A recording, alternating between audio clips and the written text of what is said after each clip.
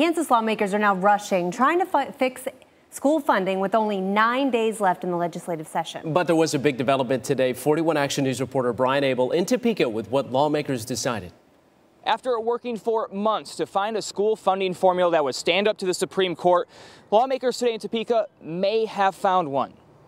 A grueling day in the Kansas Capitol as different school funding proposals failed in a House committee again and again. It is our job today to compromise. The day started with a 5-year plan to pump $750 million more into public schools, but it couldn't muster a majority. We have to come to a conclusion that gets a majority number of votes to move the bill out of committee to get any further in the process. Lawmakers eventually agreed on a 2-year, $278 million proposal. It now goes to the House floor for debate, and there is expected to be a lot of it, with questions on whether this bill will be adequate enough funding for the Supreme Court, who decided previous Kansas public school funding models were unconstitutional.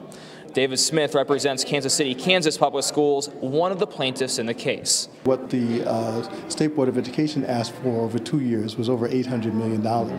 So doing less than half of that over 2 years probably is not enough. With a June deadline looming, the question of whether this new proposal will satisfy the Supreme Court is becoming more urgent by the day. This calls for statesmanship, this calls for compromise, and this calls for consensus building. We're really running out of time. We've got to make budget decisions. We should have made them already, and we are so far behind. It's getting challenging to figure out. Debate could start as early as tomorrow on the House floor. If this bill passes there, it would have to go to the Senate, then to the governor's desk for approval before the Supreme Court could decide if it is adequate. Reporting in Topeka, Brian Abel, 41 Action News.